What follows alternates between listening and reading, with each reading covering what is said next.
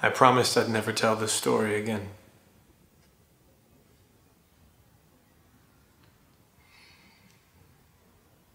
But if I just keep it inside,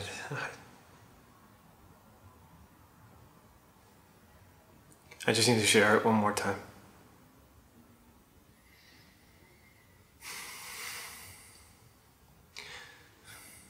It's a story of a middle schooler named Jonathan. Now, Jonathan was your average middle schooler. He got good grades, was awkward around girls. Jonathan was never late to school a day in his life. But one day something happened. Something that would change Jonathan forever. You see, Jonathan's parents both worked early, and so Jonathan would get himself ready for school every morning. He would get out of bed, get dressed, grab the lunch his mother would make for him, and he would take the same route to school every single day. But one morning, Jonathan's alarm didn't go off. As Jonathan woke and looked at his clock, he quickly realized that he was running late. And so Jonathan dashed out of bed, raced through his morning routines. And as he ran through the front door, he knew that if he took his same route to school, there's no way he'd make it in time. There was another option. A shortcut of sorts. An alley that was by Jonathan's house. But throughout Jonathan's whole life, his parents had always warned him to never, under any circumstances, go through the alley. Jonathan heard their warning in his mind, but desperately not wanting to be late, decided to take the alley just this once. As Jonathan neared the end of the alley, something caught his attention. It was a word that was written on one of the alley walls. Jonathan stopped. He had never seen this word before. It was a 4-letter word, but something about it grabbed him. Something about it drew him in. Something about it made him completely forget where he was going or what he was doing, and so Jonathan just stared. After a few moments, off in the distance, the school bell rang, and it pulled Jonathan back into reality. Quickly remembering that he was running behind, he continued on his way to school, but the word echoed in Jonathan's mind. Jonathan raced up the front stairs of the school, ran through the hallway, and as he opened the classroom door, his teacher was standing there waiting for him. And she said, "Jonathan, would you like to explain to the class why you weren't in your seat when the bell rang?" And Jonathan apologizes and says, "I'm sorry, teacher. This morning I was running behind for school, and so I decided to take a shortcut through the alley when I saw a word on the wall. It was a word I'd never seen before, and I got distracted." And so Jonathan's teacher says, "Well, Jonathan, why don't you share this word with the rest of the class?" So Jonathan closes his eyes, pictures the word in his mind, and says, "I think the word was pronounced love." Jonathan's classmates start to giggle. His teacher's eyes grow wide, and she says, "Jonathan, go to the principal's office immediately." Confused, Jonathan turns around and heads toward the principal's. And as Jonathan waits, he thinks more about this word, and he wonders why it could have gotten him into trouble. And in mid-thought, Jonathan's principal calls him in. And so he goes in and sits down, and his principal says, "Jonathan, you're usually a good kid. What brings you in here today?" And so Jonathan says, "Well, this morning I was running late for school, and so I decided to take the alley when I saw a word on the wall. When I told that word to my teacher, she sent me in here. And so Jonathan's principal chuckles. And he says, okay, Jonathan, well, what was the word? Jonathan says the word was love. Jonathan's principal says, Jonathan, empty out your locker. You are no longer welcome at this school.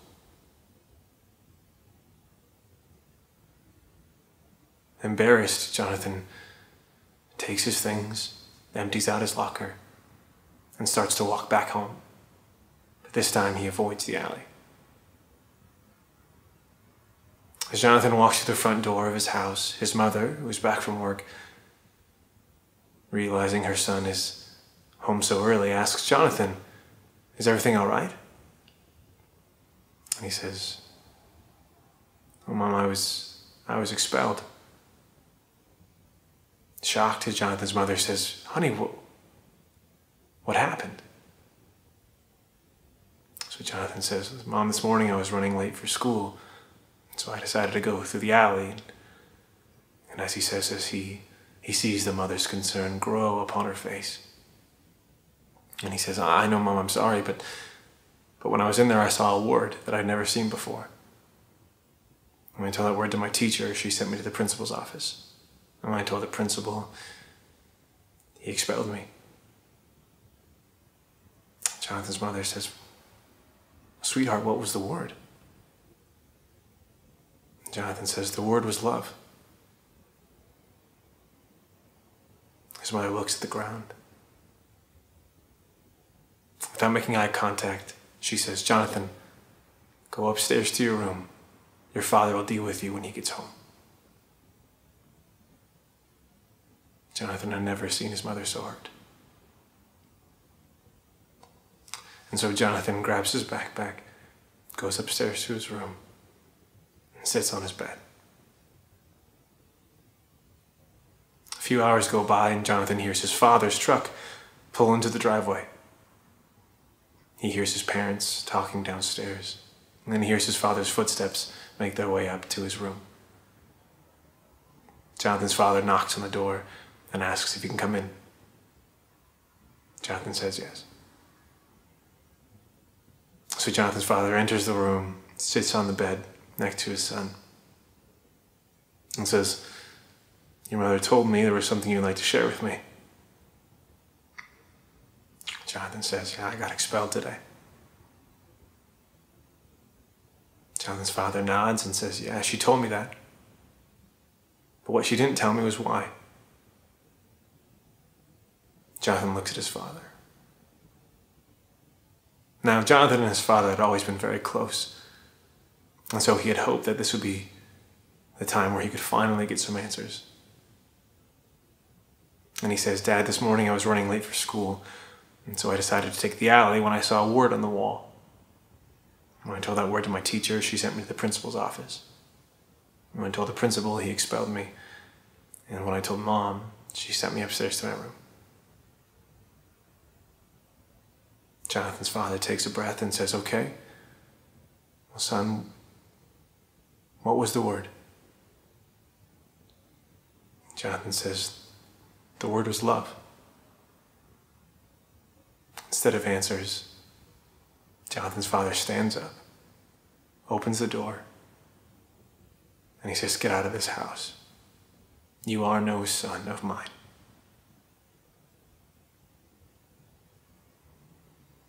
Realizing that his father is serious, Jonathan takes his things, walks to the front door, and as he leaves, he hears the door close and lock behind him. No more words from his parents. Not knowing what to do, Jonathan just begins to walk. And as the sun sets, he finds a bench, and he sits down, and he just thinks about all the things that had happened to him this day. And he wonders if this is all just a bad dream, and when he will wake up. Hours go by. Now, across the street, there was a young girl. She had on a small red dress, and she was no stranger to the night. She sees Jonathan sitting alone and decides to go sit next to him. The two just sit in silence. After a while, she leans over and she says, "My name is Sarah." Jonathan doesn't say anything. And she asks, "What are you doing out here in the middle of the night?" And Jonathan says, "I don't want to talk about it." She leans back and says, "I understand. But if you do decide you want to talk about it, I'm not one to judge." And she gives Jonathan a warm smile. Jonathan looks at her. He thinks. And for the final time, he says, "This morning, I was running late for school, and so I decided to take a shortcut through the alley, and I saw a word on the wall. And when I told that word to my teacher, she sent me to the principal's office. When I told the principal, he expelled me. When I told my mother, she sent me upstairs to my room. And when I told my father, he disowned me."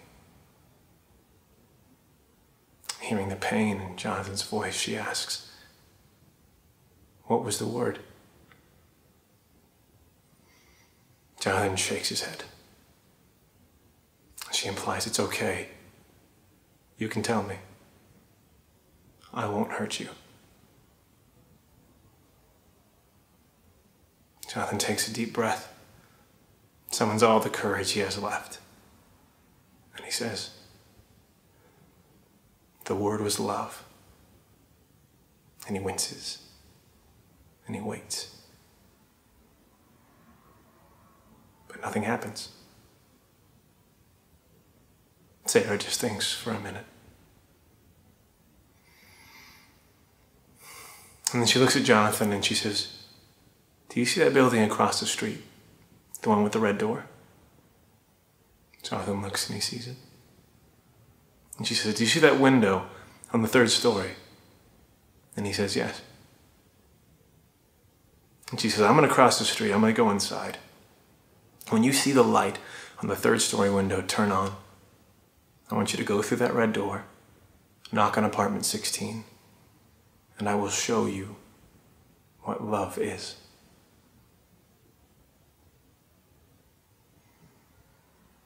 Jonathan is beside himself. He agrees and she crosses the street. And as he waits, his mind is racing. His eyes are fixed on that 3rd story window. 1 minute passes, and then 2, and then 3. All the while, Jonathan's heart is beating faster and faster and faster, and then suddenly the light comes on. Jonathan bolts up from the bench, and he races toward that red door.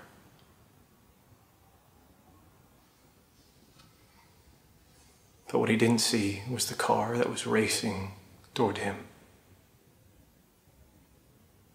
It tries to swerve, but it hits Jonathan, throwing his body to the asphalt. He is killed on impact.